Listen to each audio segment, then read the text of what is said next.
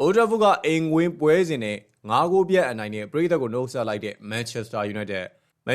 အသင်းက Old Trafford ကိုကြီးထဲမှာ Nottingham Forest အသင်းနဲ့ရင်ဆိုင်ခဲ့ရတဲ့ Premier League 30အိမ်ဝင်နောက်ဆုံးပွဲစဉ်မှာပြိုင်ဘက်ကို3ဂိုး2ဂိုးဆိုတဲ့ရလဒ်နဲ့အနိုင်ယူပြီးတော့ပရိသတ်တွေကိုအားရကျေနပ်အောင်နှုတ်ဆက်သွားခဲ့ပါတယ်။ဒီပွဲမှာနှစ်သင်းစလုံးကအားထားရတဲ့ထိပ်တန်းလူစုံထုတ်ပြီးပွဲထွက်လာခဲ့ကြတာဖြစ်ပါတယ်။ပွဲစားကလေးကအပြန်အလှန်တိုက်စစ်စီမှုတွေအတူတူသွင်းဂိုးတွေကိုမြန်မြန်ဆန်ဆန်မြင်တွေ့ခဲ့ရတဲ့အကျိတ်နဲ့ပွဲကောင်းတစ်ပွဲဖြစ်ခဲ့ရပါတယ်။ပွဲစားက9မိနစ်မှဒီမဲ့မန်ယူအသင်းအတွက်အဖွင့်မျက်နှာပန်းလာသွားစေမဲ့ဦးဆောင်ဂိုးကိုနောက်ကလူရှော့ကအပြက်ကန်သွင်းယူခဲ့လို့အင်္ဂွင်းပရိသတ်တွေကအုံကြွအောင်ပွဲခံခဲ့ကြပါတယ်။ပထမပိုင်းအတွင်းမှာဒီမဲ့တစ်ဖက်စလုံးကဂိုးသွင်းခွင့်တွေအချိန်ချင်းရရှိခဲ့ကြပေမဲ့အပိုင်ပိတ်သွင်းနိုင်ခဲ့ခြင်းမရှိတာကြောင့်မလို့ပထမပိုင်းပြီးမှာတော့မန်ယူအသင်းကတဂိုး0နဲ့ဦးဆောင်နေခဲ့တာဖြစ်ပါတယ်။ဒုတိယပိုင်းမှာတော့ပွဲကပို့ပြီးတော့အပိုချိန်မြင့်တက်လာခဲ့ပြီးပွဲချိန်53မိနစ်မှာ Forest အသင်းရဲ့ Anderson ရဲ့ဖန်တီးပေးမှုကတစ်ဆင့်နောက်ခံလူနိုရာဒွန်ကမန်ယူပိုက်ကွန်တွေကိုခြေပါကိုသွင်းယူသွားခဲ့ပါတယ်။ဒါမဲ့လည်းမန်ယူအသင်းအတွက်ဒုတိယဦးဆောင်ကိုသွင်းယူပေးခဲ့တယ်လို့ပွဲချိန်86မိနစ်မှာတော့ Captain Bruno Fernandes ရဲ့ Mawson နဲ့ဖန်တီးပေးမှုကတစ်ဆင့်အမွဲမှုကတတိယမြောက်အနိုင်ကိုသွင်းယူပေးခဲ့တာဖြစ်ပါတယ်။အဲဒီဂိုးက Bruno အတွက်လက်ရှိရာသီမှာအကြိမ်20မြောက်ဂိုးဖန်တီးမှုဖြစ်ဂန်နဝင်ဆိုင်ရင်တင်နိုင်ခဲ့တဲ့သမိုင်းဝင်အခိုက်အတန့်လည်းဖြစ်သွားခဲ့ရပါတယ်